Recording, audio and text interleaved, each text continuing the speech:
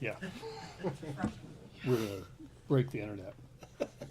Welcome back to DARM, everybody. Tim Cafferty here in our live stream Fireside chat. And to my right is CJ Stam from Southern Comfort Vacation Rentals. And to my left, you maybe have been looking for a fellow named Boogie, but instead, I understand it's an upgrade, is what I've been told. But we have David Stevens here Yes. from Track. And tell us about your role with the company. That's right. So thank you. My name's David Stevens. I am the lead data scientist at Track, which means that most of my job is taking AI and machine learning and wiring that into the product in order to help our customers improve their hospitality. That's Because fantastic. hospitality is really about taking care of people. We've heard that today quite a bit. Some of the folks who have been watching the Fireside chats have heard that before. But data management conference, data guy, I've got some questions for you. But we have an interesting dichotomy here. We have the product here. We have a consumer on this end. And so your experience with Track, talk to us about that. Well, been an interesting relationship because it started off, frankly, a little bit rocky. Mm-hmm. And what I found very unique, and really the reason why I'm here, is because they heard me, right, and actually started reaching out and wanting to have productive conversations. And those first, kind of relationship conversations turned into more curious, right, where they started asking me questions about my user experience, things I liked, I was looking for. And I think that's sometimes we start missing that, right? For the property managers to the software companies they're using, more like a user than a partner. So, yeah.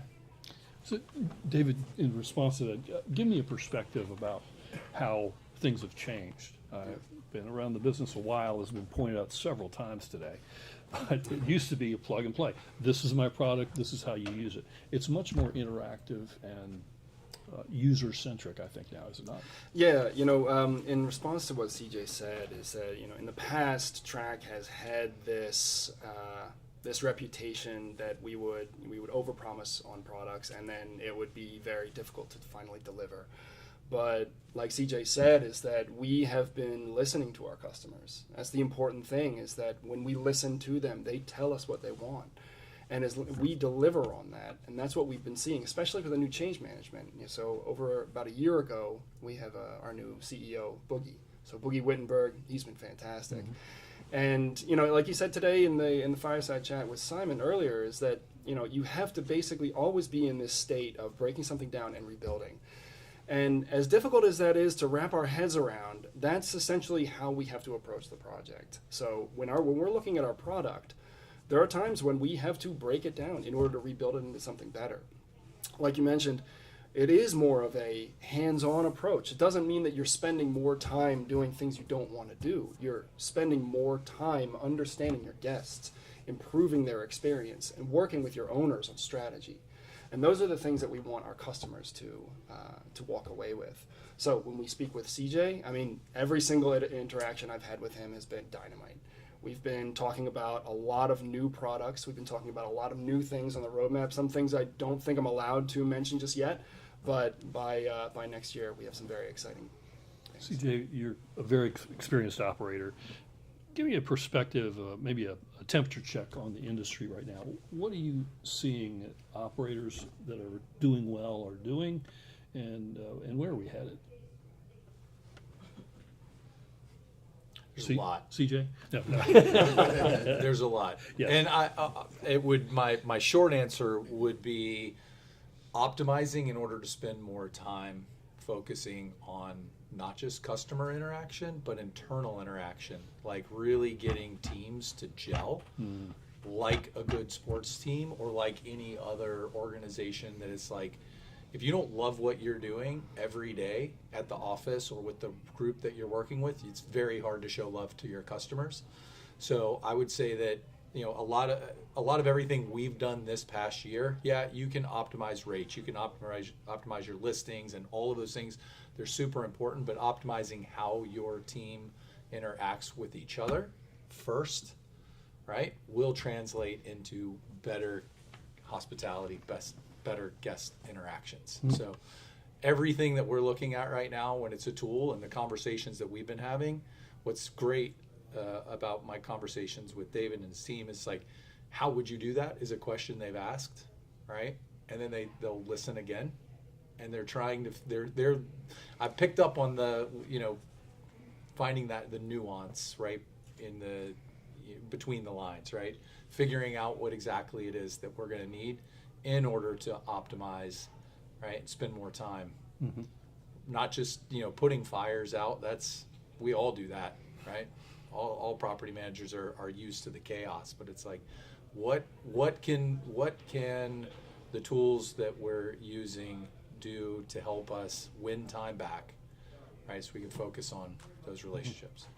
And you've already touched on this, David, but deeper dive into how you are helping people like CJ with you and your team. Yeah, so meeting with CJ and other property management companies has really opened our eyes to not just where their pain points are, because we really have to strike this balance. Right, we have a balance between what we already have in the product, and then we also have to innovate. Right, if we're not innovating, we are moving backwards. It's not a standstill. We are moving backwards because everybody else is innovating around us. So there are some times whenever we see what's already released and we hear about a pain point in that, well, that is obviously what's in production right now, where we're going to put our focus. But then the innovation, this is where CJ and I and the rest of our Tiger team, our AI Tiger team, has actually moved in very well, because now we have our finger on the pulse. We're listening. So we're creating tools that will allow our customers to take their hands off and allow the software to listen in and pull out the most important information. So instead of manual data entry, this is something that we believe and we've seen that is actually changing the hospitality industry. So we've heard a lot today and at this conference about there's so much powerful revenue management software out there, and AI is really moving in there. What's the human role? When do we use judgment versus trusting the algorithms? Yeah, that's a great question. And you'll hear a lot of people, especially in this conference, talking about artificial intelligence. I think it was right about this time last year, Sam Altman, CEO of OpenAI, said 2025 is going to be the year of the agent, right? Which is basically the AI agent, allowing the AI agent to come into the workforce, which allows it to be an extra employee. And of course, there was a lot of buzz and a lot of talk around that, and we've seen a lot of AI agents come into the workforce, just like the presentations that we just saw.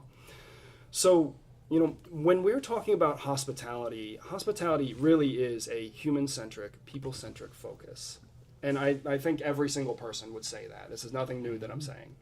However, how do we trust the AI? How do we trust the output? There were some questions that CJ asked, and I think Rachel as well. How do you test for accuracy? Testing for accuracy, there are actually many ways to test for accuracy, and one of the ways is actually to use AI as a judge. So one of the things that we do, especially in Track, is when we're analyzing our AI agentic systems, is we use a minimum of 3 agents at a time, not just 1, 3. We have a retriever, a writer, and a critic. And the critic is a completely separate AI agent that will look at the question and look at the answer delivered and decide whether or not it's good enough based on a threshold. So we have to have a minimum of 3. I would like to say we'd have a minimum of 4, because that 4th one is the planner. So first of all, you can cover 80% of all of your responses. I would even say 90% of all your responses with AI as a judge, as long as you have that agentic structure where you have 3 agents, the retriever, the writer, and the critic. You must have that critic. That is critical. However, then whenever we're talking about the AI and how do we remove hallucinations, well, this is where the human has to always check things. So on our internal operations, what's important is that we check to see whether or not it's aligned to the output. So this is where, as an example, reinforcement learning from human feedback is very important. So RLHF. This is basically how GPT-3 to 3.5 had made such a very large change, and that was thanks to Dr. Andrej Karpathy when he went back to OpenAI. But this is what we're applying. This is what we're applying here at Track. is reinforcement learning from human feedback. So we're checking the answers.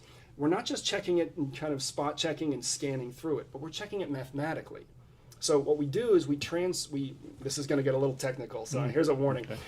We basically transfer all of the human text into a vector or a string of numbers, and then we use a mathematical operation that compares those numbers to see just how close or far off they are. So it's not just us being able to say, yep, that's fine, because at the end of the day, 4:45, 5:30 in the afternoon, somebody is checking out, and they may not want to analyze all of the AI answers, but we use a mathematical operation in order to make that easier. How's that working on your end? So I love that you asked that question. I'm glad you asked it, because you all just heard that, right? That was like pretty freaking technical. But what's super cool about the interactions that I've been having with them is they're also very human. In this, like I was saying before, like they're wanting to understand the human side, like what are the challenges that we're trying to solve, and then no, this isn't supposed to be offensive, but he'll turn it into geek. Right? I don't need to know all of that, but you guys are asking. That's what I've really enjoyed about this process working with you guys, is you're asking me the questions to understand, like, how does this translate to boots on the ground? We'll do the stuff behind the scenes, right? And that's what's so exciting, is that we're already seeing these little feature updates that are coming down within the track system, and they haven't even been that big yet, but they're already making those differences where you can tell that, like, this is a big PMS with a lot of data, a lot of users, and AI is moving very, very fast. There's so much still to learn. Like, from my standpoint as a property manager, that shouldn't be where I'm spending all my time. Right? It should be, this is the problem that I'm trying to solve with the guests that the software used to not be able to do. Right? Yeah. How can we get it to do it? Yeah. And what's that biggest gap? And we've identified a couple of those. And again, they're just asking the questions to understand. And then, like, the confidence level is very high right now in their ability to deliver. So that's. And just to add on that, if I may, CJ, what you're saying is exactly the way that it should be. You should not have to learn the latest AI tech, because your goal is, as a property manager, is to serve your property owners.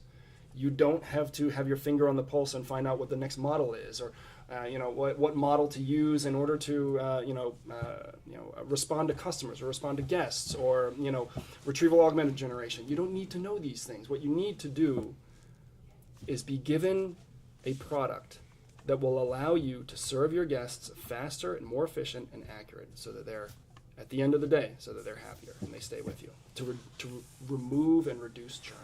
And that's what I think a lot, to go back to the question about, like, finger on the pulse, what managers are looking for right now. It's like, right, rather than getting into some complicated thing that I've got to build or bolt on, right? We heard a lot of folks up there today, what can my current PMS do? Or if it can't, which one do I need to consider, so that I can create a little bit less firefighting for my team, right? That's something that I promised my team that we're going to continue to work on and try to find, is a way to, like, calm things down, not pile more stuff on the fire, right? It makes it more complicated, right? Clouds up the room, smokes up the room. Like, everything we're looking for right now is how can we just incrementally win back a little bit of time, and then turn around and use that time, frankly, first with each other, right? We've done a lot more this past year culturally within our company. Lots more lot of partying going on. I'm serious. I'm not kidding. But that's also translating, I will tell you, to more smiles on the other end of the phone and on the other end of the email. And it's also turning into, we're seeing a lot more collaboration. Like, our team is connected better, right? And that's, again, it's all building off these small blocks, the little things. It's just so important. I want to give one more question on AI. Please, We've heard a yeah. lot about it in the last hour or so. It seems like every presentation that we saw. We're going to be drowning in it Yeah, we soon are. too, and that's what I'm saying. Yeah. I think that people will crave more human connection. Amen. Exactly. Yeah, they will Yes. crave more human connection the more AI interactions they're having out there. And if you didn't see Sniff the it out. battleground that CJ was one of the judges for today, that's another reason why you should be here in person at the DARM conference next year. But back to my question about AI, it's getting a lot of talk, obviously. Where do you see AI providing a lift? And I don't know if you want to comment on where it's providing hype. Yeah. So you're right. There's a lot of hype. We see it everywhere. Every marketing email, every pitch deck, every keynote, it's everywhere. And the amount of hype that it's being given, I think there is a certain level where it's not just hype. There is actual, real, practical ways that we can use AI. But the thing is just because 2025 is the year of the agent, does that mean that every PMS, that every software company needs to be building agents into their software? That's a question. It's a hard question that we all have to answer, because you see it in the big players. You see it in the sales forces. You see it in Jira. You see it in your Gmail account as well. There is an AI agent to help you write, to find a ticket, and it's to make your life easier. But however, if it's not adding value, it's vaporware. It doesn't matter. It's just noise. Now, our goal at Track is to cut through the noise. I've been saying this for years. We have to cut through the noise, cut through the hype, and be laser focused on customer value. And if AI is the tool that we use in order to get there, excellent. If it's not, sometimes it's good old-fashioned standard machine learning, and we actually have a lot of that in our product. But however, the important thing to know here is just because there is hype, and yes, there is a lot of hype around it, it does not mean that it's actually going to add value. 2.5 years ago, we were not talking about AI the same way we are now, and 2.5 years from now, I guarantee you, we are not going to be talking about it the same way. However, that's not to say it's going away, because actually there's this organization called the Longitudinal Expert AI Panel, LEAP. LEAP is a mixture of over 300 AI researchers that don't have skin in the game. They're not, working for OpenAI. They're not working for Anthropic or any of the big organizations. And what they say is that by 2030, artificial intelligence is going to manage 18% of human work, which is a huge jump from 2% in 2025. So think about that. In 5 years, 18%. Now, these researchers, they also say that by 2040, this will be, on the Richter scale of technology impact, this will have an 8 out of 10. By 2040, 15 years.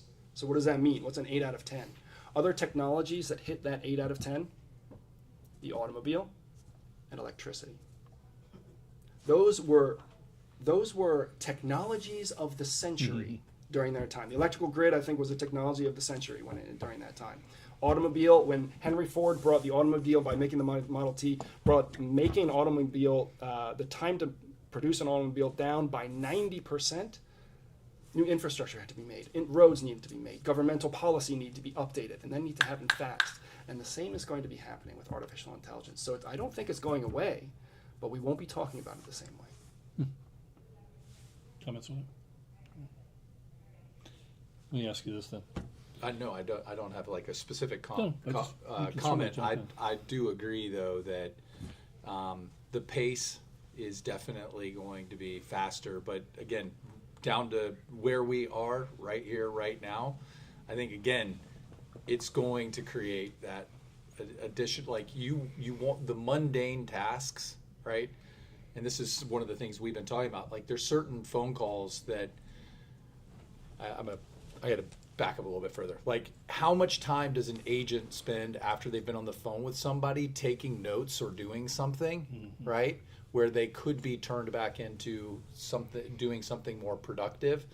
Like there's going to be a lot of those tasks. It's not going to replace the person. It's going to replace some of the work that person is having to do post interaction with someone, right? If you could speed up your agent being able to get back, or a maintenance person back to the next, helping the next customer, or whatever, just get more efficient, right? That's what I ultimately see. Is it's going to be a matter of artificial efficiency.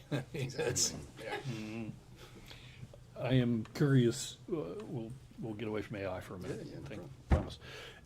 I just changed the name. You listen, yeah, I heard that. And you just talked about listening to the consumer and the challenge that CJ has. One area I haven't heard is the property owners that we are dealing with. It's an educational process for us property managers on a daily basis.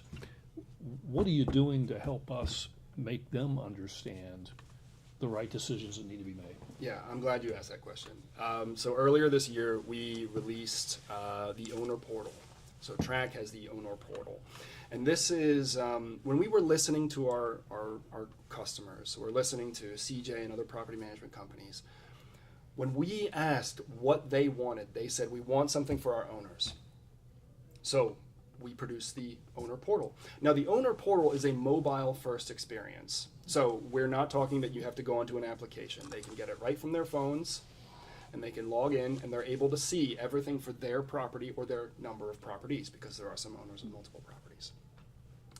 And what's important is that we're able to show them what they need to see, because we are at the Data and Revenue Management Conference, and we can drown in data. We will be up to our eyeballs in data. And some people like me, I love it. I love to get into it, but the owners don't necessarily need to see that. So the owner portal is a way for our property management companies, guys like CJ as well as the other companies, to show their owners exactly what they need to see, to review with them whenever they like, to see that data, only the data that they should be seeing. Because sometimes if you get too much into the weeds with one owner, another owner may love it, but one owner just wants to say, I just want it high level. So that the property manager can focus on strategy rather than getting lost in some copy-paste task or the reporting side of things. I'm going to turn this into a real world example because I just got a freaking awesome idea. All right, so here this is like a conversation that we would have, because I'd literally hit them up with an email, or like we get a phone call or whatever. Could we, like, you saw that IC&D tool? Yeah. Where it was like the basically smart filter? Yeah. What if we did in the owner portal where an owner could ask a plain language question, and then it accesses all that data from their owner statements, like, Yeah. how did I do year over year? Same question they would ask a human on my team. Yeah, so they can be Right. met where they want to be met. Yeah. Yeah. And then anytime an owner asks a question in this thing, could it not trigger a response to my owner relations team saying XYZ owner just asked this question? Yeah, exactly. Because they could be getting in front of an owner that's trying to figure out, maybe they're not happy about something, or how much did I spend on maintenance? You know, that's a sentiment level that they're concerned about maintenance. Yeah, Like, there's is that a trigger. Is that a possibility? Yeah, I mean, on of your new course. platform? When we're thinking about just going through the technical side, this is really like if we were on a Zoom meeting, this is basically how it would go through. Just on the technical side, I don't see why that would be a problem, because honestly, we're not really sharing. We don't want to share every piece of data. That would overload the. All that stuff's the there. It's all there. Like their average, the rate that they were getting that year is there. Exactly, How much yep. they spent on maintenance is there. It's Yeah. all there. So Yeah, exactly. You're just kind of creating this little, fashionable thing that's like, I could tell my owners, you can just ask plain language questions inside. But again, what I'm thinking is, how is this going to win time back for my team? Yeah, exactly. No, that's a good point, because maybe every month you have a monthly call with your owners, or whenever. And sometimes they'll even call you up, during the middle of the day, Could middle be of the night. the guy that's 1 a.m, like, just got their owner statement. They're like, I, want to ask a question. They're going to shoot an email at 1 a.m.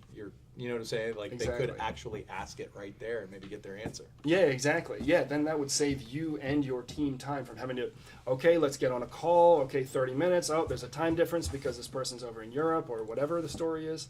And then that would save them time. Yeah, the goal of this really is to save our customers and our owners time. It's just whenever it's customer facing, it has to be right every single time. Yep. There's no room for error. And that's one thing that we all have to be very wary when we're talking about these AI tools. Because what we do at Track, like I mentioned earlier with those 3 or the 4 AI agents, we test these things internally before we then put it to the public. And I'm not just talking about, we need to put a feature through QA. No. We test our agentic structure internally, work out the bugs. We set up our eval structure. Once we get that down, then we can consider slowly rolling this out to the public. So rolling this out to owners, it will have to be right every single time. But you're telling me there's a chance. Yes. Got a couple more. It is on record. So we have some property managers probably watching us, and you've seen a lot of them over time. So what single biggest mistake do you see when you are analyzing a property manager that come to your company, and what's the fix? A biggest mistake from the What they're doing right now, Oh, I see. and what they shouldn't be doing, and how we fix that.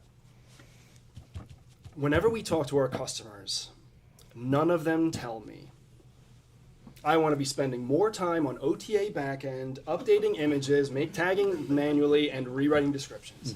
Not one. Instead, they tell us, I want my staff to go home on time. I want to spend more time with my owners on strategy and not on some copy-paste task. I want to spend more time on the guest experience and not focusing on my inbox. So when we hear that, we know what they're doing wrong. We know when we hear it in their tone of voice, the things that they don't want to be doing, they are doing. And that's why at Track, our goal with AI is simple. We want to give them their time back so that they can improve the lives of their owners and their team members. If it does not add you value, if it does not solve a problem, if it does not give you time back or save you money or make you money, then it's vaporware. It's noise. And our job is to cut through the hype of this. How about one must-do action folks should take to run their business better? Maybe you can give me the same answer you just gave me, but again, No, I think that's a good question, Tim, and I'm glad you asked me because, I think the most important thing is to understand what you're buying in software. Because like we've been saying, Boogie's mentioned earlier when we were at the Fireside chat with Simon, is that, hospitality, a property manager's focus is to improve the lives of their owners, is to stop churn, is to have great guest experiences, and make this process flow very, very smoothly.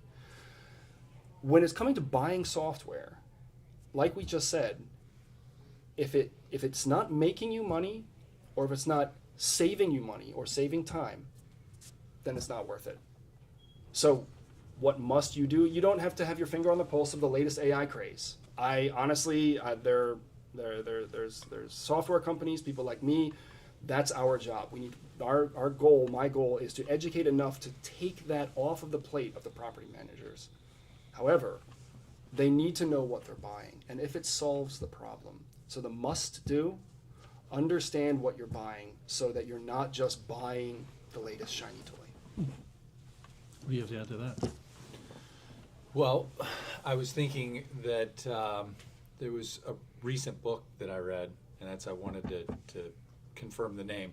So we talked a lot about AI, and this was a book that helped me a lot to understand like the whole global aspect of AI. It's called Co-Intelligence. I don't know if anybody's read this book yet. I've heard of this one. I haven't Okay, read it yet. I would tell you this is a takeaway for today. Okay. Grab that book for sure, because this is one of the more recent books where the author is really going through, for people like me, right, who have not studied this, just goes through the evolution of AI, starting all the way back in the 70s, like talking about some of the first use cases, and then goes into some more recent use cases and really explains our current kind of, it's a snapshot in time. Where are we right now as humans with AI? How did we get here? And ultimately, where we're going to go. So, Yeah. I mean, it is definitely, it's like it's a superpower. It really is. When you think about it, like how much power we hold right here. AI really unlocked, I think, the full potential of this. I don't know what's next, but it was just a great book when it explains like how AI is integrating with this day-to-day, right? Improving our lives right now and how we got here. Just does a great job of explaining it. There's another book I actually will recommend, and I'm glad that you brought that up, because tomorrow for the closing keynote, there is a lady, her name is Sol Rashidi, and she is giving the closing keynote, and she wrote a book called Your AI Survival Guide.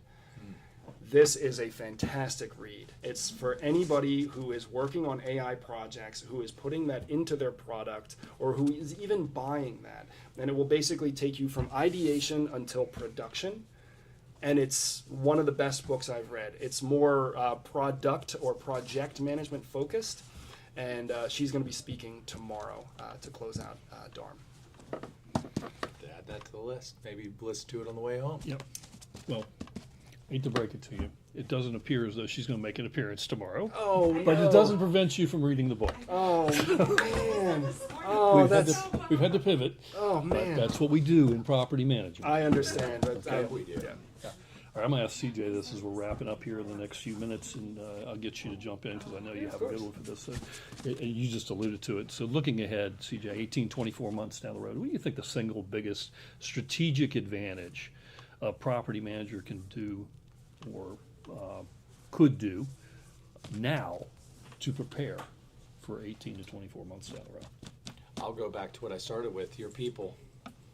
Like, literally make it your mission, right, to create some philosophy within your business or mindset within your business that what they're doing with these tools is working to win time back so they can spend more quality time with their customers. Because everybody, I will tell you right now, is worried that anything you are doing with the AI or whatever is to replace their job. And we're in a hospitality business. Like, I don't see it that way. Now, might it replace another person? No, I think it will just delay. Like, you're going to get more bandwidth from your current team, so it might delay, but it's not going to take a specialist away. It's not going to take away anybody that's truly frontline. There's no robot that's going to come along and clean any houses anytime soon or fix anything anytime soon.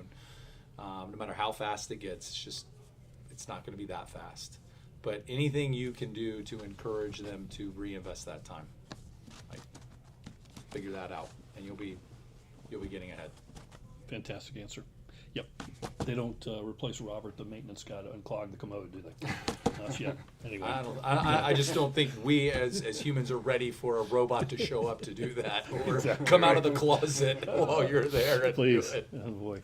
Okay, same question. 18, Yeah, of 24 course. months down the road. What we need to do now to position ourselves? Yeah, well, I would. It depends on the type of person with whom I'm speaking, but I think this pretty much goes to anybody. Like I mentioned earlier with LEAP, Longitudinal Expert AI Panel. By 2030, 18% is going to be managed by AI of all human work in the United States, and I think we need to upskill now. So it doesn't necessarily mean that you need to take courses, you need to understand this, you need to get a degree in data science. No.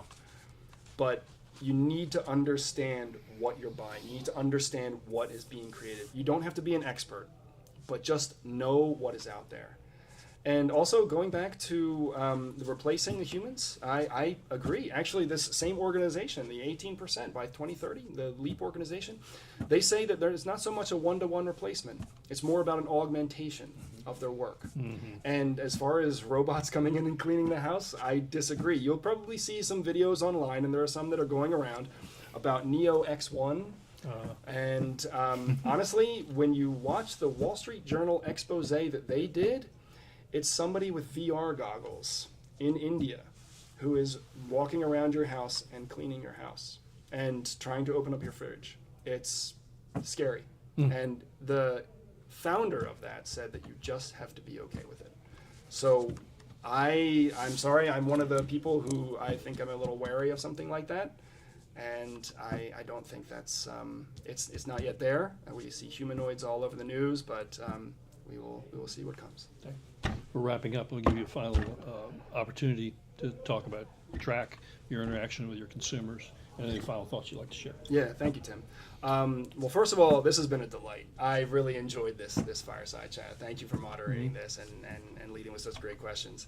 At Track, like I mentioned earlier, we are focused with AI on one simple goal: to give our property managers their time back so that hospitality can feel human again. A lot of people are scared with this advent of AI, how things are coming. But I think we need to embrace it, because when we break ourselves down and restructure and rebuild, we become better, we become stronger. Track is forward thinking. And what you'll see tomorrow in our Battleground presentation, you will see the products that we're coming out with. And I think in the future, there are many other products that we are very excited about. And we've been working on these AI products for a while, and we're just getting warmed up. Fantastic. Any final thoughts from the PM side? I really liked what you said about getting just enough information to be comfortable with it, because it is important to know the difference between that signal to noise ratio, right? You talked about the noise a lot. Signal's super important. Like, what is the thing that really matters in these tools that are getting built, right? And the term vaporware, like, that's why I referred to the book, like, for the property managers especially that are here and that are seeing all these tools. If you understand like what's really driving how those tools work, like, that's a great start. Fantastic. So, yeah. Well, Thank again, you. we're coming to you live from the DARM conference here in Destin, Florida. And in just a couple of moments, first I want to thank David Stevens for being here from Track, and CJ Stam. I think we have Simon coming up in just a couple of minutes with another Fireside Chat. So stay tuned. Till then, so long. Thanks. Thanks very much. Yeah, man. Tim, this Good fun. was great. Thank you very much. Great job. Super. Way to go, pal. Well done, CJ. Yes, thanks. Appreciate it. This was great. And thank you. Yeah, of course. Yeah, Absolutely. that's great. Thanks very much. CJ, I'm Dylan. I don't know if we've ever met. Like everything you said, really resonates. We're trying to do a lot of the same thing. RT here, 38 scores. Was originally. Real estate. Yeah, that's a lot better. Maybe a little bit on an angle. I don't want to sit in a row like ducks.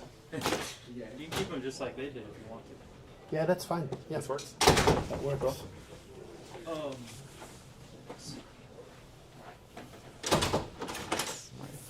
How are you? Good. How are you? Good to see you. Starting in like 5 or? It has. It can detect. You're good. Oh my God. I thought it was like a personal night. No. Okay. You're good, buddy. Messing up your thing. All right.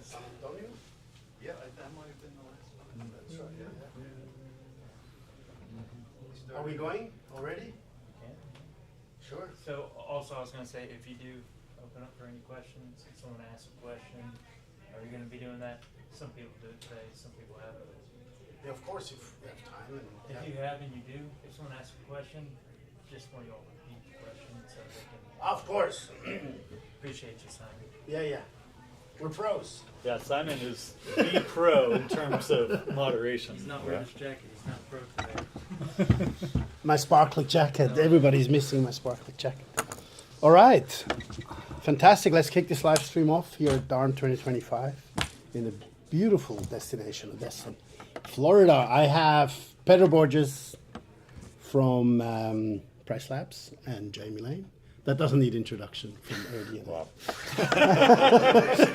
Pedro is the first time I met Pedro today. It's actually quite funny. I think I've seen Jamie some years more often than my own children, so that's what we do at the conferences, right? So let's talk about data. Let's talk about 2025. That's what we're going to talk about, and what is data signaling. Also looking at in the future as well. Sure. We've seen an interesting presentation from Jason and Melanie this morning as well, and it's been obviously very US centric, and this live stream is maybe also some international attendance as well. So we want to look at it a bit broader as well, in general. But maybe as a start, Pedro, how, from a data standpoint, how do you view 2025, and what did you read out of that? Sure. You know, this is a hard question because everybody says it depends, right? Destination, everything else. But how would you summarize 25? Gotcha. Okay. And you want to know in terms of like the technical side of like data, or do you want to know about market trends? What do you Market trends. Market trends, sure. I mean, I think that we're coming. I was talking to Jamie earlier today, and I think we're coming to a point where things are stabilizing. So there's been a lot of volatility in the last few years, but now things are kind of coming to a steady state, right? And the supply side, the supply is kind of becoming more steady, right? The demand is also a little bit more steady. So I mean, it's hard to talk about in general because Of course. markets are different, but that's one thing that we're seeing. And that So the creates- stabilization, I want to pick that up quickly. Yeah, go So for it. go a little bit deeper. I mean, that means we're seeing less fluctuations in terms of the classical STR metrics. Yeah, essentially. So we're seeing like some stabilization in terms of like RevPAR, like occupancy, and even ADR, right? And so I think that means that property managers have to manage their listings with that scenario in mind. So they have to think about, hey, how do I differentiate myself in a situation where I can't just take advantage of a really favorable market condition where people haven't entered the market yet, right? And so that's where becoming more professional, right? Using good tools, right? Learning more, I think, becomes really powerful, right? And I think maybe we can talk about this later in this chat, but I think that's an important point for 2025 and going into 2026. Was it a market correction? Would you call it a market correction in 25? When you hear what Peter says, how did AirDNA look at that? Yeah, and we see it the same way. And occupancy, for all intents and purposes, was like flat this year. Yeah. But then, and I love this analogy of like a rising tide lifts all boats. Like we saw that in 2020, 2021. Yeah. And then there's an analogy when the tide goes out, like you see who's not wearing their swim trunks. Like we saw that in 2023, 2024. And now in 2025, like it's about stealing share, right? It's like a pirate fight out there of like, how can I steal from someone else? Or how are the market trends actually dictating who outperforms versus underperforms? And as Jason and Melanie showed this morning, like the K-shaped economy is real. Yeah. And that's not just in the US. Like that That's is a interesting. global phenomenon. And we've pulled the data for Europe, for APAC, for LATAM. Like Yeah. luxury outperforming, budget underperforming. It's true everywhere. Yeah. And you think about the sort of top income producing like people in the US, like those are a lot of the people in Europe too that are driving the global economy because travel is a global good. And you go to any country in Europe, like what is their top inbound country from? It's the United States. So the American traveler not just dictates US trends, but also dictates global trends. And then you have the opposite. Now what's happening with the European travel and the Canadian traveler really impacting US trends. But I would challenge that. Is that so Okay. significant? If you look at a country like France, where 80% of the demand is French, right? France is the outlier. Yeah. In general, France, the UK, and the US Yeah. are the ones that generate all their Domestic, most of their yeah. demand domestically. Yeah. But you But go to just Spain, about of every course. other country in Europe, like Iceland, it's 99% international. Yeah, of course. Yeah. Yeah. I mean, who would make holidays in Iceland, right, if you live there? So you want to go to a warmer country. So yeah. Do you see the same phenomenon? I thought that very interesting, and I asked Jason this morning, is that the death from the mid-market? Yeah, I mean, maybe, I think we do see the same phenomenon, I don't know if I have much to add there, because I think exactly what Jamie said, How does that result into on the supply side? One thing I thought was interesting this Yeah. morning, when I saw Jamie talking about 14 million properties, right? And my number was always 10, so that's 40% growth in a way. Oh. But how is that going to affect the supply growth as well? We'll clarify that number. Yes. Because we're looking at the same inventory. So 14 million properties, good number of those are cross-listed. Yeah. So just because Okay. they're cross-listed doesn't mean we still don't have to track them. Yeah, So that's yeah. So throw in cross-listed, Yeah. it's about 10 million out there that are So are that's live. still the number. Yeah. I'm glad. Yeah. I thought I'd say something wrong. So. No, but standing up on stage, we're still tracking 14 million properties. Like, it's a lot out there. And then you add in hotels and other listings. Like, Yes. there's a lot to track on a day-to-day basis. So let's go a little bit deeper there, Pedro, as a revenue management company from Price Labs. How does that K economy, if we call it, and I thought that was an interesting expression this morning, how does that going to affect the pricing on these different tiers? Like, do you see different fluctuations on these tiers? We do. I think that's maybe about difficult. Like, that's one of the challenges of pricing, right? Because it's easier to price when you have a large sample size. So if you're in the middle, right, of the pack, you have a lot of similar listings, good comps, right? And so it becomes easier to price. But if you're like a really expensive, really luxury listing, then the number of comps that you have available are it's a much smaller data set, right? And so we try to, and so you have to be careful about when you look for comps in that situation. And so, yeah, we're seeing that there are a lot more, I don't know, there's a lot of growth in the luxury industry. Maybe that means that we'll have, larger comp sets for these listings, right? Because that will become a little bit of a bigger market. But yeah, it is part of the challenge of pricing luxury listings. But with that mid-market shift that we're talking about, and said this is an underperforming market, and what did you hear? The millennials have killed the mid-market this morning. I thought that was an interesting point. How does that affect the market and the are overall? Are we going to see a decline there? Yeah, so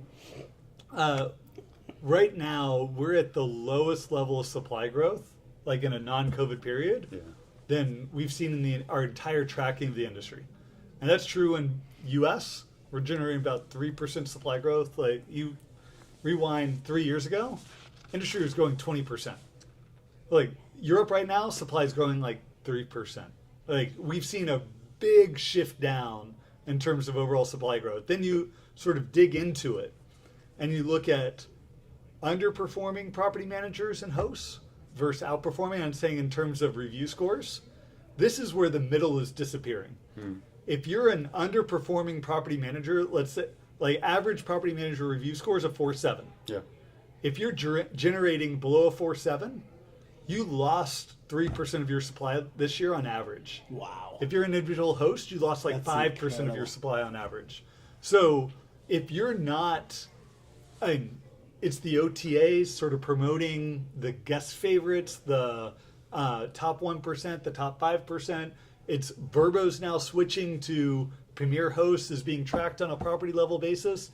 And if you go and search any of these OTAs, booking included, if you're not getting one of these badges, if you're not a 4.9 or above, you're not showing up until page 2, page 3. And essentially, if you then do not have a direct booking strategy, like, you're not meeting homeowner expectations, and they're going to churn out. And it's going to get worse because we're going to see more margin compression. Well, I think there's an interesting scenario though where we do see some listing, not some, but Brian Chesky mentioned on his latest call, that he was seeing that professional property managers, they had a really low star score, but they had higher RevPAR. Yeah, of course. And so so there are ways, right, of dealing with having a large star rating, right, while still maintaining higher RevPAR, and that becomes the strategy, right? That becomes the professional, that becomes what professional property managers bring to the table, right? Because they have the strategy, they have the knowledge of distribution, knowledge of pricing, right? So they can make listings that maybe don't get the best reviews perform really well. So I think, Totally with you, and I agree. And I want to quickly pick up Jamie before, in terms of supply growth, like a really flattening out in terms of supply. But what you didn't mention, which I thought is interesting, you separate that. How much of that is regulatory driven? Yeah, and in Europe, so much. Yeah, that's Spain listings are down 6%. Greece listings are down. Italy listings are down. So you're actually seeing contraction in the market, and it's primarily regulation driven. In the U.S., not so much. Like, a lot of the markets that are seeing weakness and even falling supply, it's not because there's new regulation. It's because the markets aren't really performing. Home values are really high, and you just do not see new investors and people bringing on listings as much as they were before. You still see similar levels of churn. Yeah. So, and there's so much churn that happens in this industry. So if you're not getting new people in, like, supply starts coming down. So there's a lot of markets where it just underperforming, and it's a perpetual thing of like, all right, if I can't cover the mortgage, there's no point in owning this asset for me to use 2 weeks a year. Yeah. So I'm going to get rid of it, and maybe the next buyer that's going to come in, they're willing to pay 10, 20% less, but they're not renting it out as a short-term rental. They're using it as their sort of leisure asset, and like now the industry's lost it. And it was the opposite effect that we saw in 2020 and 2021 Yeah. because home values were so low, interest rates were dirt and cheap, and listings were outperforming Yeah. highest levels they ever were. Like Yeah. we saw this massive investors come in, and now like most markets, most short-term rentals aren't going to cash flow. So the next shift I want to allude to that one is obviously midterm rentals as Okay. well, right? So from a short-term rental to midterm, and I would like to know from both, how do you track that midterm rental market? Because obviously you can imagine Barcelona, 257 property managers will move into midterm rental or Yeah. they'll lose their property.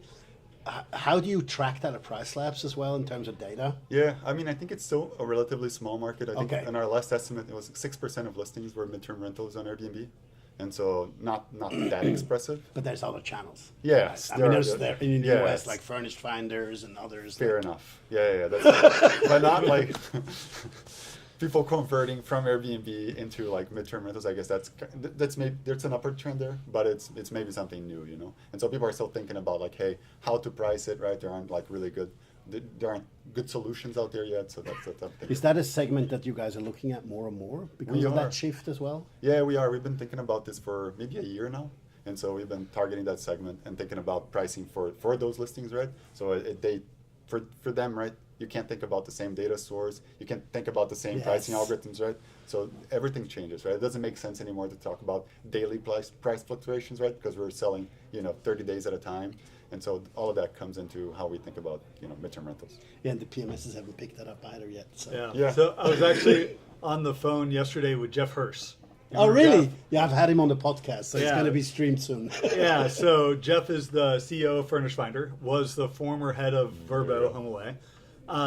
And we're doing a big research report with them on told the me. rise of midterm rental Super demand. cool.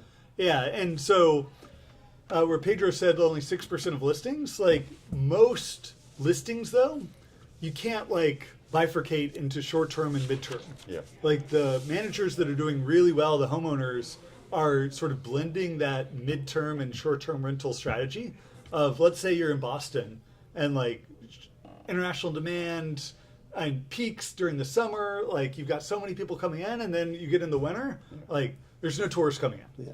But you've got all these doctors, nurses, students, and you can sort of blend in a month, 2 month, 3 month long booking, and where you're not going to generate a whole bunch of 1 day, 2 days.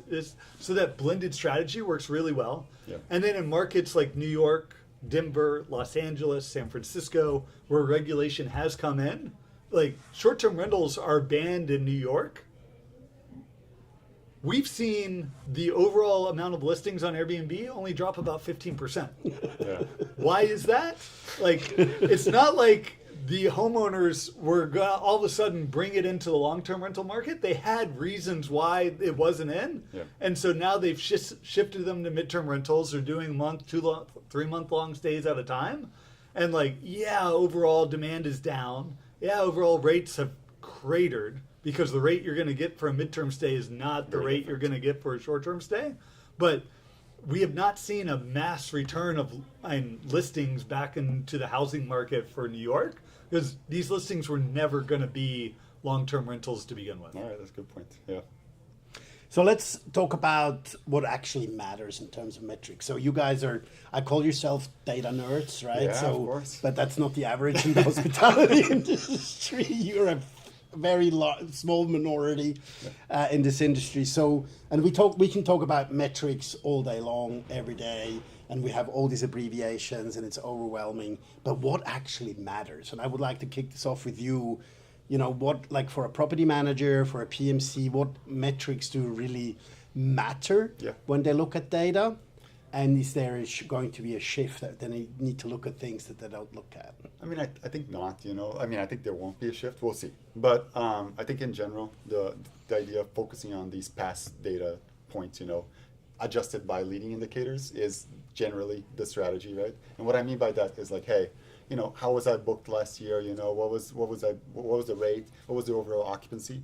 And then adjust by pacing, right? And I think that's a really basic way of looking at a strategy that just works, right? It's worked for hotels for, 15 years, 20 years, whatever, how many years hotels have been doing revenue management. And so it has to work for, STRs as well. And there's no need to complicate that too much. I mean, there are other indicators that you can look at that could be interesting, but in general, I think that covers, So what are the key metrics for you?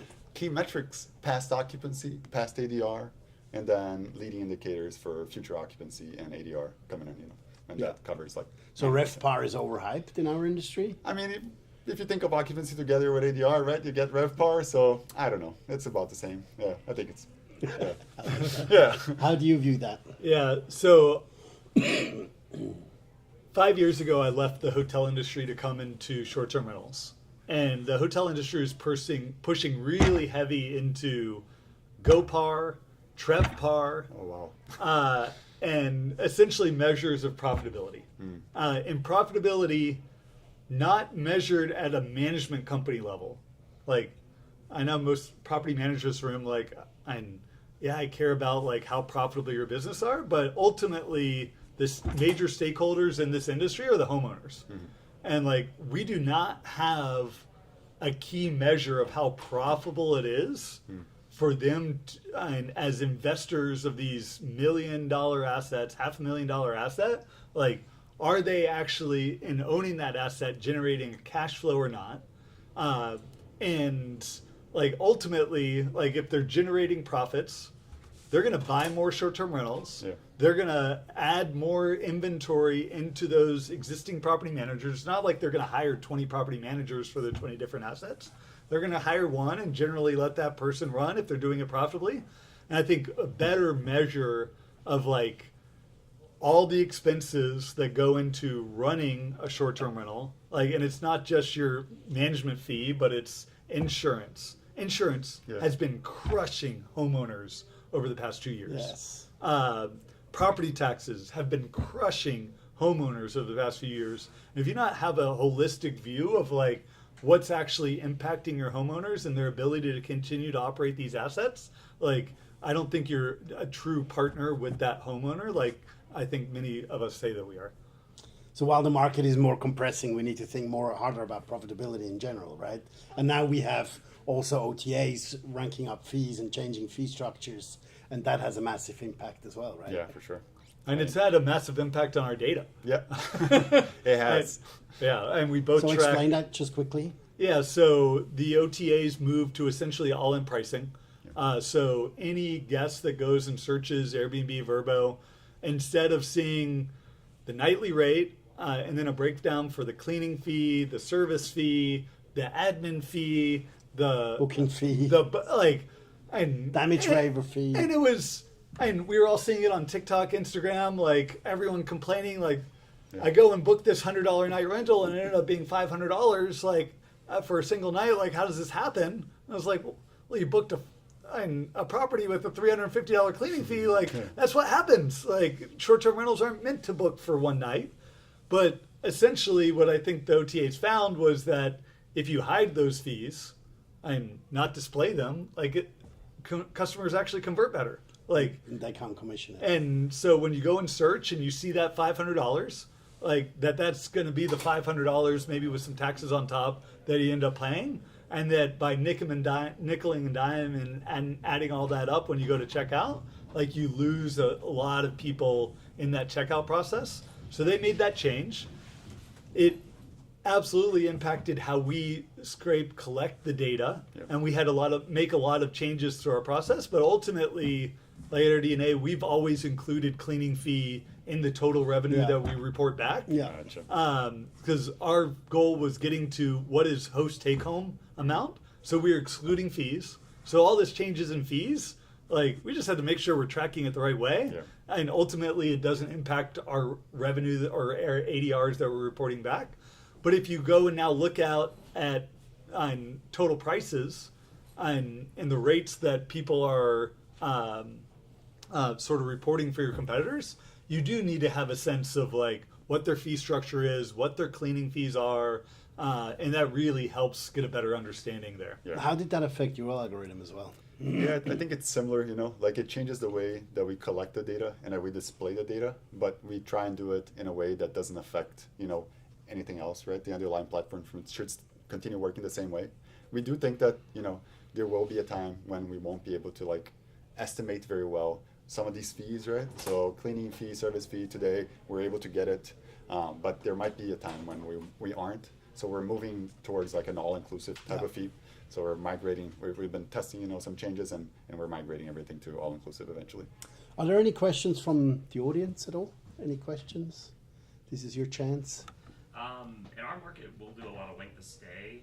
Do y'all have, is there a way that y'all are able to capture that when you're doing screen? Okay. Yeah, we do. So the question was, if they capture the average length of stay and length of stay, right? Yeah. Like 10% discount for weekly stays, that kind of thing. Is that getting picked up in comp sets? It does, yeah. So it does like increase the complexity of collecting that data a lot, like because now just a date doesn't have a price, right? It has multiple prices depending on the length of stay, but that's part of the scraping that we do is we determine what's the price for different lengths of stay, and so it captures that. Yeah, and we do the same thing. So when we do a scrape, we'll see like a 10-day block go unavailable. We'll then group all those 10 days together, give them a reservation number, and then when our scraping, we'll do 1-day stays, we'll do 7-day stays, we'll do month-long stays. We'll see what the discount is for those, and so when we're estimating the revenue for that, we'll then apply the right discount back, and given what that length of stay is, and then we actually show benchmarking for that, so you can look at any property manager and see. Okay, this competitor's doing 10%, this one's doing 20%, this one's doing 30% on weekly or monthly stays, and you can see how they differ. And then length of stay trends has been a big one over the past 5 years. Mm-hmm. So average length of stay in general is about 4 days, but it can vary dramatically by market. Yeah. So imagine we have a crystal ball here, and we're looking into this crystal ball. Okay. For 2026, what are your predictions, and what is the data telling you? It's a very lame prediction. I think that 2025 is a very stable year, and I think that 2026 is going to be a continuation of that. So it's nothing really exciting, but plenty for that, right? Plenty for a year without growth, right? A year where you're fighting for market share, right? You're not kind of like going into like green new pastures, right? It's all about market share. And so I think that's how the competitive landscape is going to look like in 2026.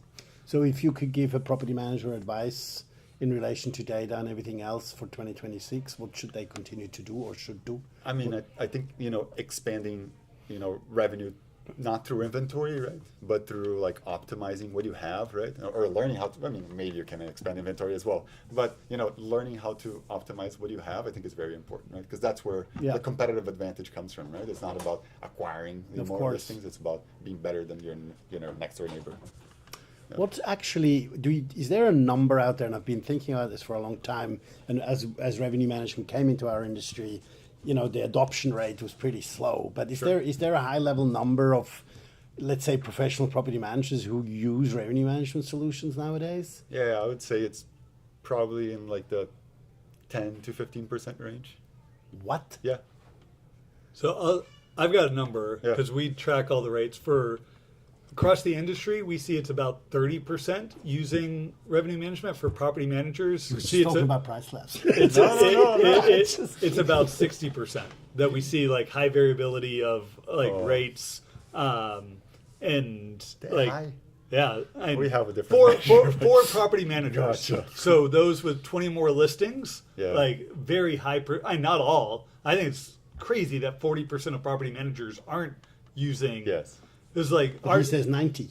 I say it's much lower, but I think he says it's much lower. Yeah, but we can define like what what dynamic pricing means differently, right? Yeah, I think that's the difference. I've got but yeah. So what does AirDNA's crystal ball tell us on 2026? So I've got a whole 30-minute session tomorrow morning on the outlook for 2026, but I'll give you the highlights. Yeah. The World Cup is going to matter for next year. Is it?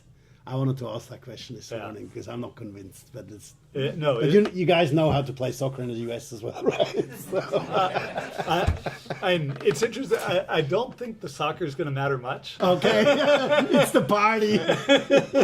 Yeah, That's why I go look American footballs because of the cheerleaders. Americans actually drove more inbound demand to Qatar and to Russia than any other country for the World Cup. So the fact that Americans aren't interested, Americans also have money and they're willing to travel, and it doesn't take a whole lot of people traveling to drive a lot of inbound demand. So, but you're going to see it, and I'm going to sort of call out tomorrow morning the top Super 10 cool. countries that are going to see the drive inbound demand. And then, and that was sort of a joke, but my outlook for next year is maybe a little bit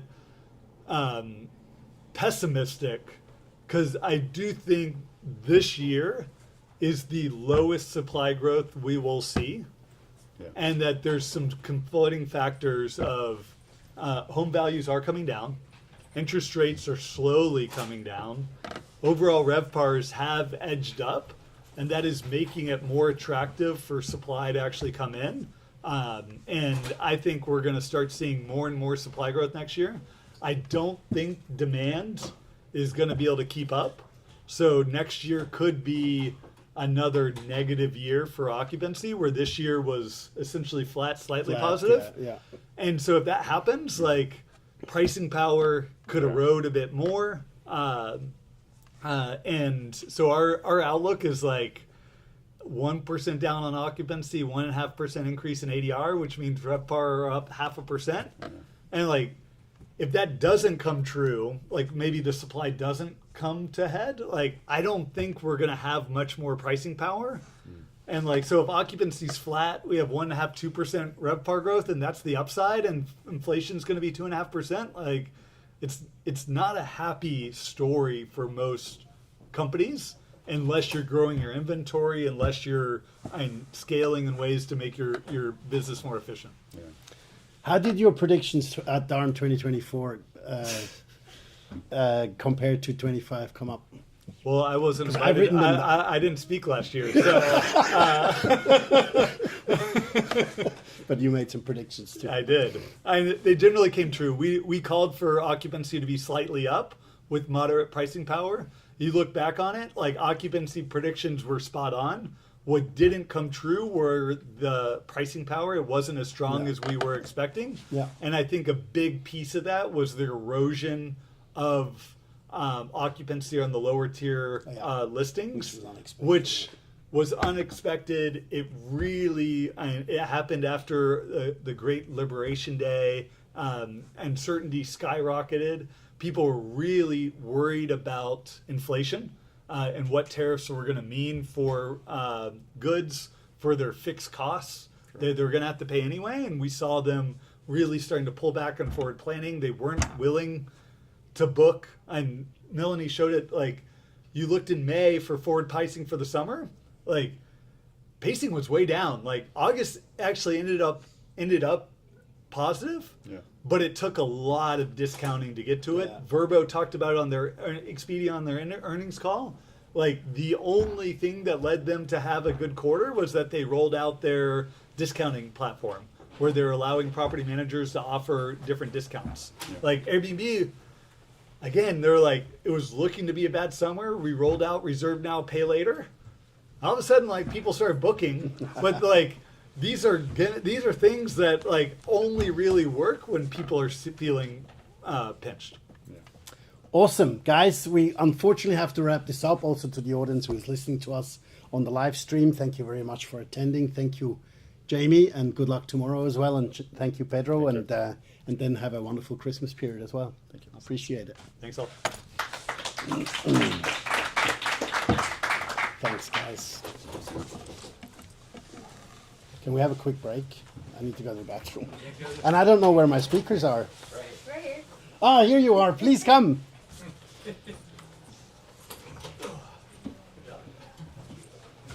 Melissa, Yes. Hi. nice to meet Nice you. to meet you. Nice to meet you. Isn't that interesting organizing a panel with people that we have never met? It was nice to meet you. Yeah, likewise. So this is live streamed. Okay. So that's why you've got the microphones there. The camera is right there. We don't even know who's online right now, but it's huh? So I'm not telling you. So I think the way we start is probably better that we're doing an introduction as well. So what's actually working, how high-performance PMCs are preparing for 2026 is our topic that we're going to discuss today. Thank you very much for joining as well. I really appreciate it. I have actually, because I don't know much about your businesses, maybe you ask yourself, why did I pick you to come here? Well, there's a thing called artificial intelligence, and that helped me. So what I actually did, funny enough, now this is interesting though, because you might have asked yourself, why am I coming to this live stream with Simon, right? And so I basically copy-pasted the entire attendance list of the entire conference into ChatGPT, and it gave me 6 recommendations of the panels I should moderate, and you came up on top. Wow. Wow. Look at us. Okay. And I was like, I'm always interviewing the same people, and all the top wigs and everything that were exposed at all the conferences, and people are tired of that. And when I put these 3 firesides together, it's like, I have to do something. I want to talk about PMCs. I want to talk about the sweat, blood, and tear of this industry. Yeah. And the research that I did on the companies suggested that you guys coming. So now we're going to find out if AI was right. Or if we don't know. We'll be all right. We'll make you proud, Simon. Because We'll make you proud. then I have this conversation with my 14-year-old daughter and says I don't have to go to school anymore because the teachers just tell crap. And, she comes back with a French test, puts that into ChatGPT, and she goes back to the teacher and says, have you changed my score because I didn't make that many mistakes. Wow. Fascinating. Yeah, that's pretty scary. Anyway, Melissa, Yes. the floor is yours. Tell us about you, about your business. I'm Melissa Kirby, and I'm the Director of Revenue at Harris Vacations, which is a smaller kind of boutique luxury vacation rental company on the Alabama Gulf Coast. So Gulf Shores, Orange Beach. How long have you been in the industry? I have been in the industry for almost 7 years with Harris Vacations. Okay, and before, no, not hospitality. Not hospitality, but other kind of marketing, sales, for some nonprofits, but then also kind of event planning for museums, things like that. So still kind of the guest services type of. And now you moved industry. into revenue management. That's an interesting shift. Yes, yes. Are you missing your past life in terms Well, I of still sales get and to marketing? do, because as Director of Revenue, I get to work with our revenue department and our revenue manager who does handle the rates on a daily basis, but also our marketing manager, our reservations sales manager, and business development manager. Which revenue management do you use? We use Track, PMS. Track, PMS. Okay, interesting. Yeah. So my name is Brock Buchanan. I am with Coastal Vacation Properties. We are a luxury property management company on Fort Myers Beach. That's more of a recent move, adding better and better inventory. I've been in the So you're industry- supporting the trend we have seen this morning. Correct. Yes. Watching where a lot of the strength of the rate is on the top end of inventory. So I've been in the industry for about 14 years. Wow. I was with a company in Boone, North Carolina, managing vacation cabins Yep. in the mountains, and then recently made the move down here to go to the beach. So went Yeah, I from just the wanted to mountains say, moving from the mountains to the beach. Yes. Beautiful 70-degree weather in Southwest Florida. It's You'll like gorgeous. that. It's gorgeous. Yeah, that's the only reason why I'm coming to DARM, because in Switzerland it's winter now. So, I got it. so let's. I had a good segue from Jamie before when we talked about data and sort of the outlook for 26. And one thing that I've been advocating for years, and I still haven't been heard that much, but I think that's going to change, is talking about margins and talking about profitability as well, right? And that's something I want to talk to you about, what PMCs are really making in terms of margin. And I'm being the devil's advocate and say in the property management industry, we still don't do enough on margins and profitability. When we talk about revenue management specifically, and I think as the market is not as, fluctuating as much, and we heard that supply growth is the lowest ever for a very long time. We have margin compression, higher distribution costs, cost of labor go up. We heard all that this morning, which I thought was super interesting to think, hey, cost of labor go up, everything else, because when you look at these rates and actually load them with like inflation and everything else, that clearly shows that over time that the margins will further compress, hence impact profitability quite a lot, right? So what's your view on that in relation to margin, and how do you handle that in your own company as well in relation to revenue management versus margins? Well, I think it's understanding what you're paying for and making sure that it's working for you and that you're not paying for something that you're not using in terms of your systems and your tech and your vendors, having good relationships with your vendors and understanding exactly what they cost and what you're getting from that, understanding the cost of doing business. How much does it actually cost for us to manage an individual property, and how much we make based on how much we're putting into a specific property and how much that needs to make for us to actually make a profit off of that. And then the same with the people who you're hiring. So you're sorry to interrupt you, but you're actually doing that on a property level basis? We So have started that, yes. We've been doing that for, I don't know, probably about a year and a half now. And you're allocating all fixed and variable costs on down to a property level? We're trying to look at it, yes. Oh, wow. Call me when you're done. Are you ever really done, though? Yeah, It's no, constantly changing. Yeah, of course. Constantly changing, yes.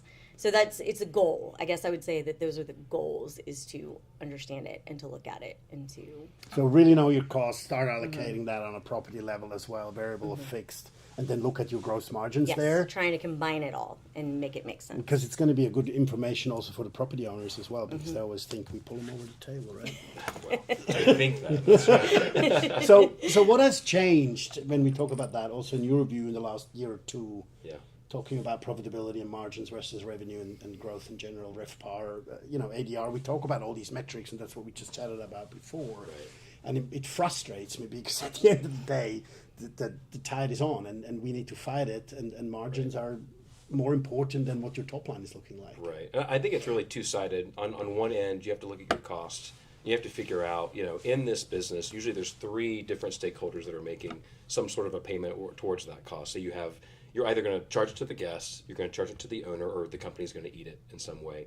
So you have to control costs on that side and figure out, okay, am I willing, for example, we recently made a switch where in our onboarding of a new property into the program, where in maybe before times we would say, well, we might subsidize some of this cost or kind of help share this with the owner. We're doing less and less of that now. And so whenever... So that means you're pushing it back more. Correct. And so we are moving some of that cost out of, hey, the company's going to take care of some of this, and we're going to let other folks, other stakeholders kind of eat some of that. But then the other side, I think, is really trying to drive home tight revenue management, making sure that we really understand what are the fundamentals, how do we really price something, what's actually happening, and how do we keep up with the market on that front end. And so it's really trying to make sure on both ends, both on how are we booking, how are we performing, but also where are our actual costs going, the true costs, like per property, like we were saying, where is that So you're doing going? the same? You're going down on property We level? are, and we even recently said, okay, we're going to put, I know a lot of companies do this, but we're going to put a line in the sand and say we're not taking anything less than this certain gross revenue because it's just not profitable for us. And so we have to get into the weeds because the margins get more and more squeezed over time as we come out of a post-COVID world. So now you can put a line in the sand because you're at the beach. Right? Well, right. Literally a line in the sand. So where is the highest cost pressure coming from? Labor, I would say. Clearly, yeah. Well, let me put it like this. Labor and I would say the vendor side a little bit. Those are kind of two in the same. Don't say a little bit. You can speak. You're at the DARM. Well, and you can, listen, we have some great vendors. We have some fantastic vendors that we work with. But when we look at those costs and how they stack up in a total, on our P&L, what is the allocation of that? I mean, it's a large cost.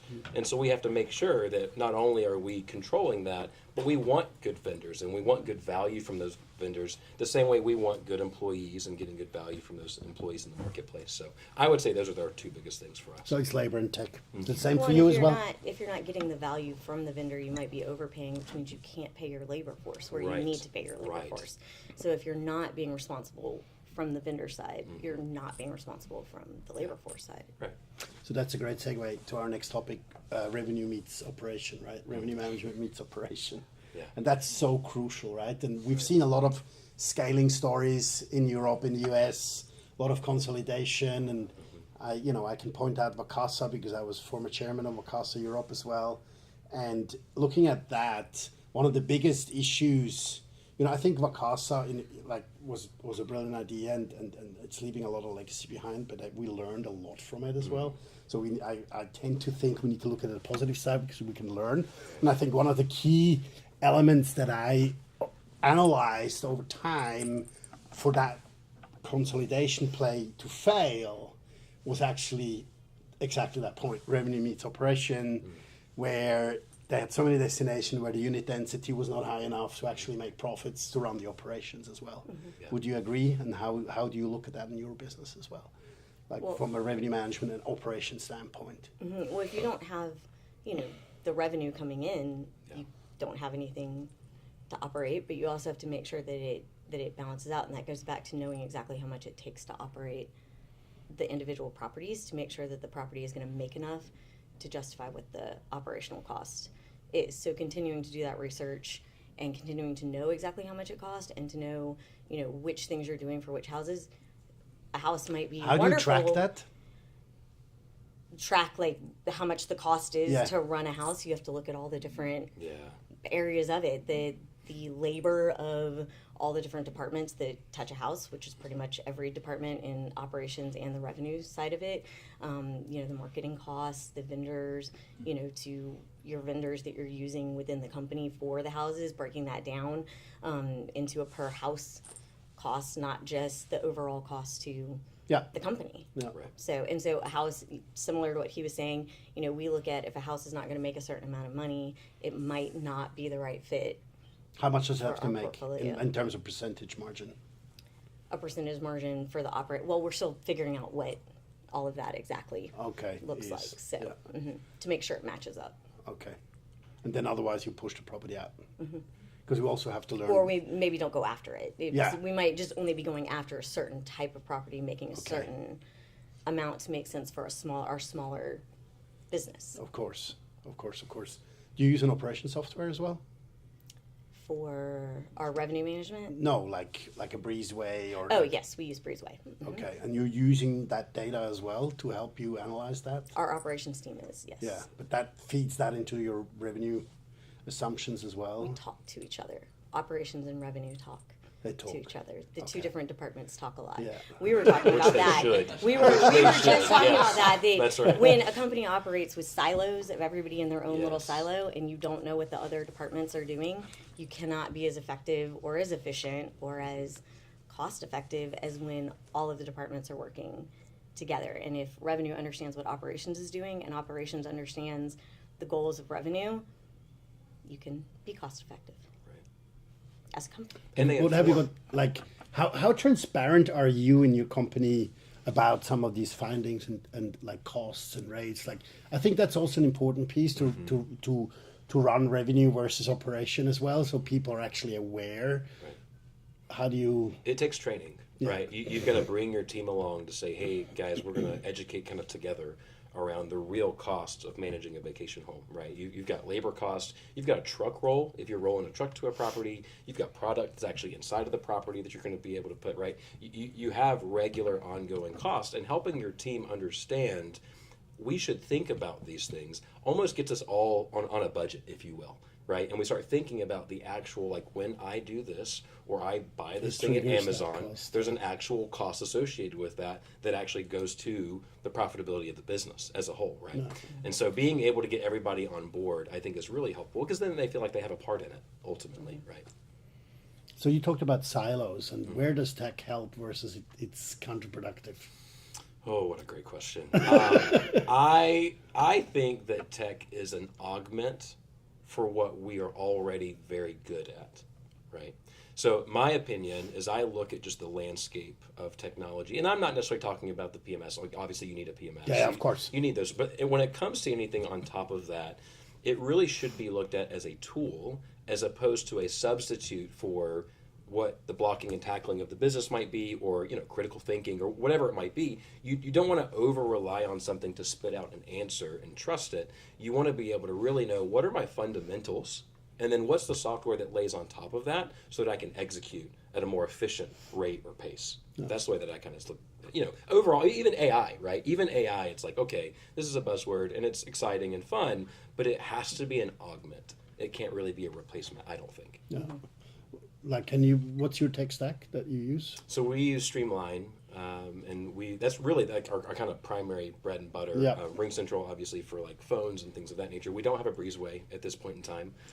We're looking at and kind of developing where do those costs need to flow. But as we kind of started the conversation with, margins are thin, right? And those are getting squeezed. And so we've got to be really selective about what we deploy in the company to be able to help. Because again, the real concept has to be, this needs to really make us better. It doesn't need to be something that we just saw that looks flashy, that's nice, and shiny object syndrome. It actually has to really produce within the company for the profitability of the business. Yeah. So let's talk about the other party we love the most, which are the homeowners, right? Oh, yes. The best. I mean, without owners, we can't do anything. But I would love to hear, like, you've been in the business for 7 years. You've seen shifts as well, and how do you, like this? All the work that you're doing in terms of profitability and looking at these margins will also help potentially conversations with owners. But owners change as well. So what changes have you seen, and how does that, like, how do you address that within your business dealing with homeowners? Because one thing that is not a secret, when we do market surveys anywhere in the world, and we ask property managers, what is your biggest pain point? It's always the same answer, right? So, and it's either technology or the homeowner comes first or second. Well, the owner has to come first, because without owners, you don't have houses, which means you don't have a business. So, but also all owners are not created equal. Also, no owners have the same goals. Every owner's got 2 or 3 priorities for their investment, their property, but each owner can be different. And so I think it's understanding and getting on the same page early. The sooner you can be on the same page with your owners, the better. Have the tough conversations, even though they're tough, as they're coming on board, because then everyone's expectations are the same, and you're all working towards the same goal. So if owner A has these goals, owner B has these goals, we can make sure that we are working for each owner. And so you cannot just make blanket decisions for everybody. You really need to understand your owners. Your owners are your most valuable asset. Yeah. Have the expectations changed over time? Yes. And how so? For owners, well, I think it again depends on, for us as a company, our business model has changed and the type of portfolio we've had has changed, and for some owners it's an investment, and that's what it is, and they want to make money, and it's a business decision. Other owners, this is their second home. It's their baby, and so Their second cause. Yes, exactly. And so, their expectations are different. Also, an owner, depending on what the asset is for them, if they're using it more, it might be a home that has higher potential than another home, but it's going to make less because they're in it all the time. And so again, yeah, well, then right, exactly. You can't rent it out. Yeah, that's right. They're going to be there for 2 weeks every July, no matter that what. does, yeah. So and so again, it's understanding and having those, not being afraid. And that's one thing that I think owners have become more interested in. From our perspective, I think owners have become a lot more interested in how we make our pricing decisions, our revenue decisions, our marketing decisions. Yes. I feel like So they become more educated. Yes, they have become more educated, and so it's having those proactive conversations sooner. Don't have the reactive conversations. Go ahead and don't underestimate their level of interest or their level of knowledge. And also, if you're having those forthcoming conversations, they don't feel like you're hiding anything from them either. And so you're preventing them from questioning if you're taking care of their investment the way that they would want it to. And so, why do you lose owners if you lose any? Don't say you don't lose any. No, we lose owners. And don't say because they're selling. That is one of the big reasons. But obviously, revenue is going to always be the number one thing. It is revenue, okay? Because you're in a leisure destination, right? So yes, mostly second homes. Yeah. Yes, and also we do have good owner retention, but owners that we've had since pre-COVID or that came on with us during COVID, and living through all the changes that have come into play with that, revenue can be a big So that's factor. yeah, okay. Yeah, I would say the same when it comes to our homeowners, especially again going back to expectations. You've got to be willing to be as transparent as possible up front. That's important. And that even means like with the revenue, right? Like if we're in uncharted territory and we're not quite sure where we're going to actually land at the end of a 12-month period, then I'll tell an owner that. I'll say, this is my best estimate of where we are based on the data that we have.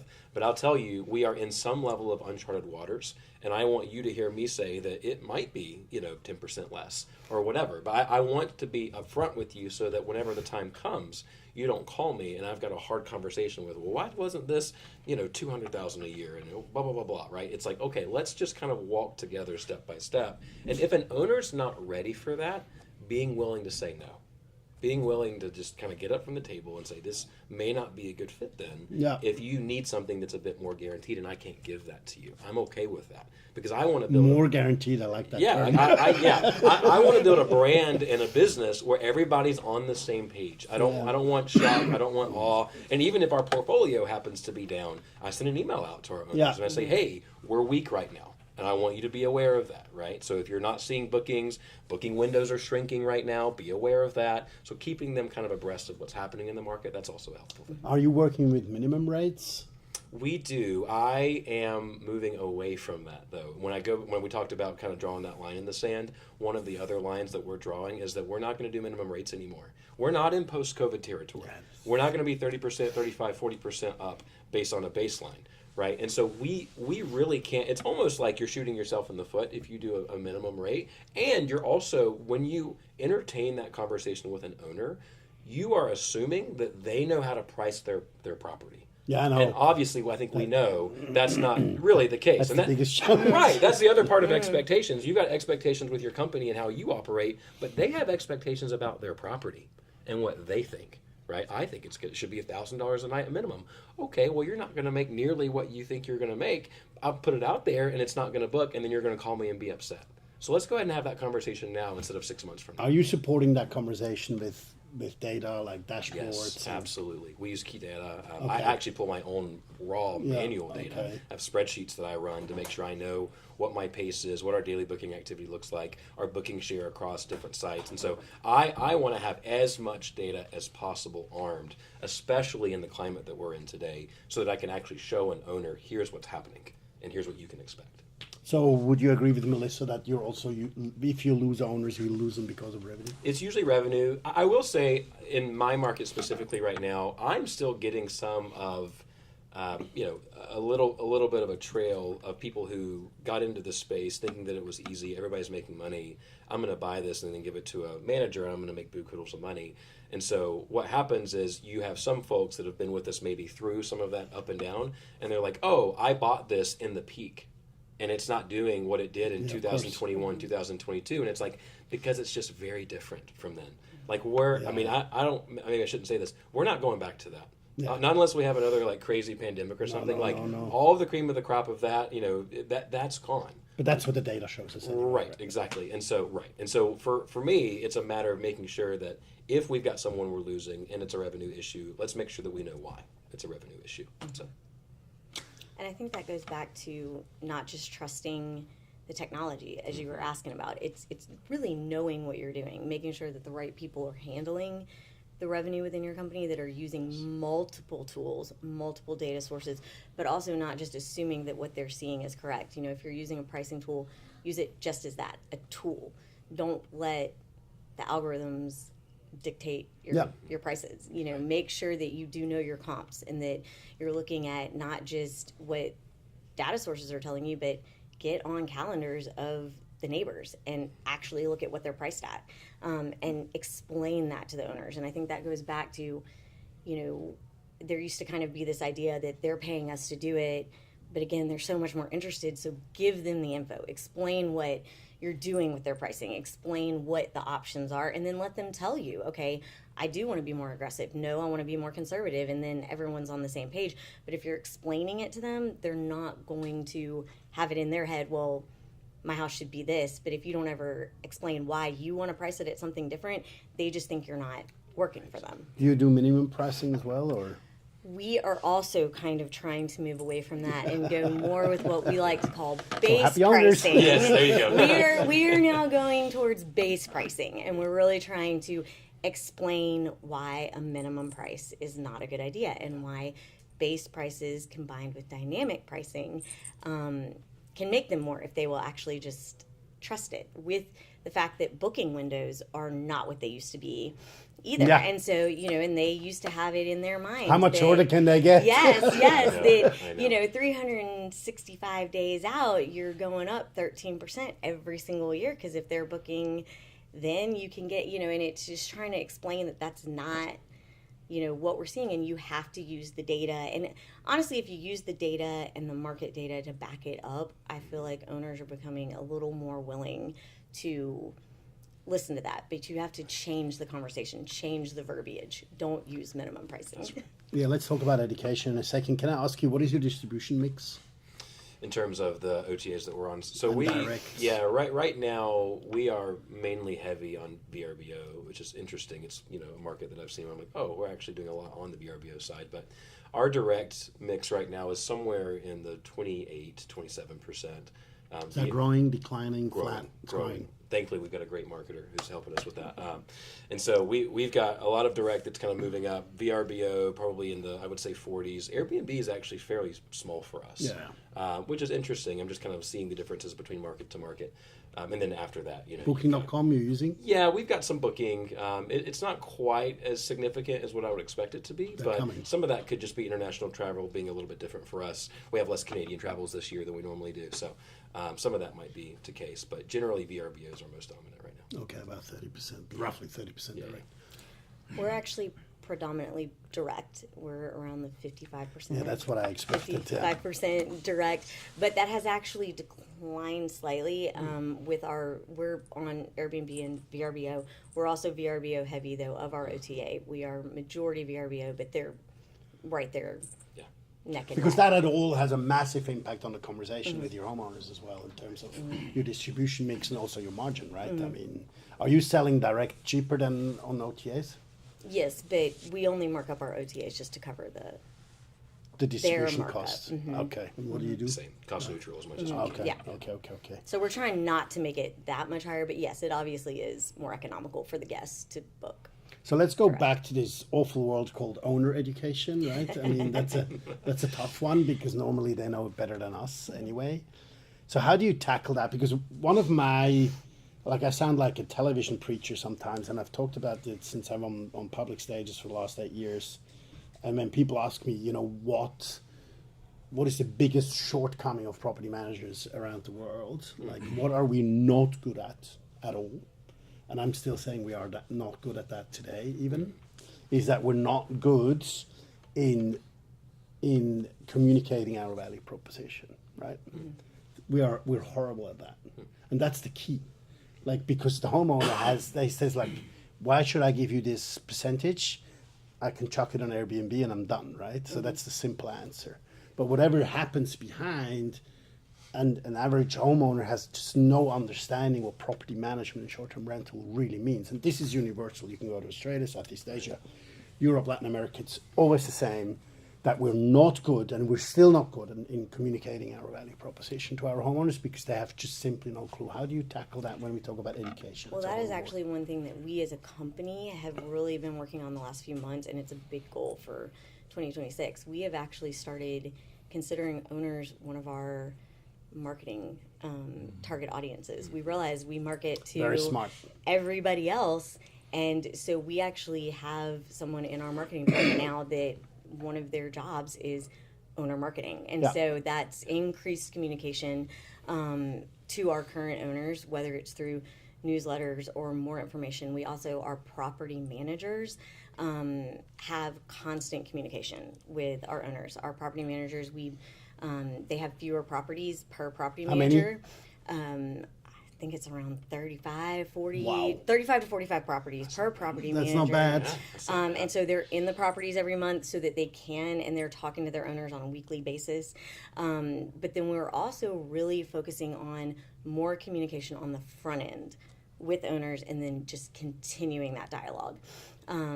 And so, I think it's just prioritizing that, but really from the marketing standpoint, marketing to our owners, remembering that they are a target audience just like potential guests are. Yeah.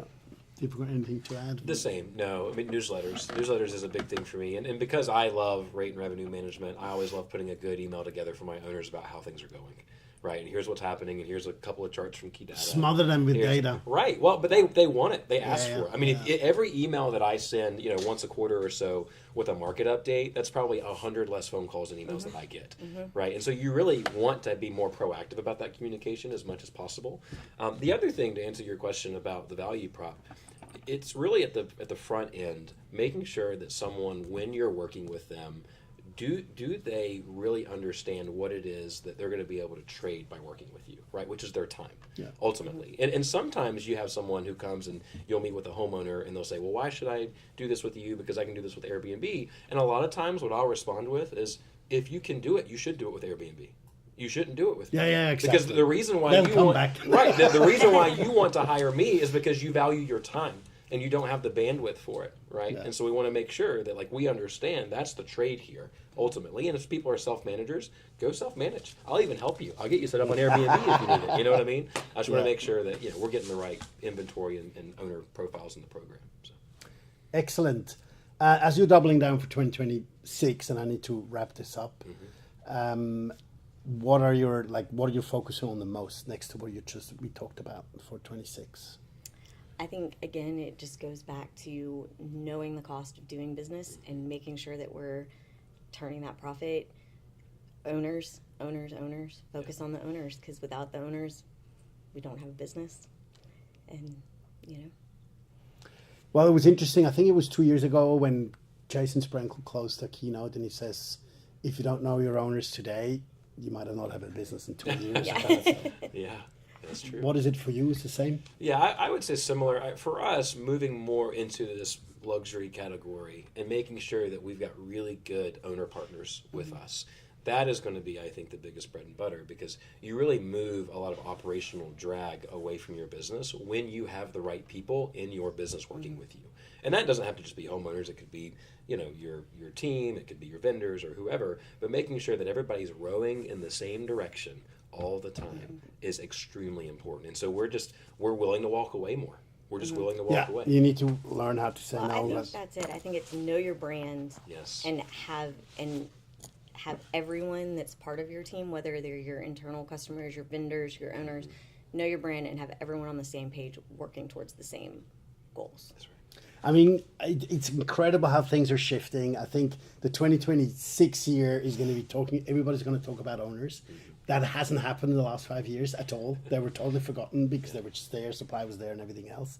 But we should also not forget we have guests and we have staff. So, managing that triangle is going to be very, very important in the future. And one thing I can say is that I've been very happy to meet you both, Melissa and Brock. You guys are doing an amazing job. And I can say AI did a great selection for this conversation. So I'm going to have to wrap up because I'm going to have to introduce the keynote speaker for closing the conference. So thank you very much for being here, and good luck for 2026. Thank you.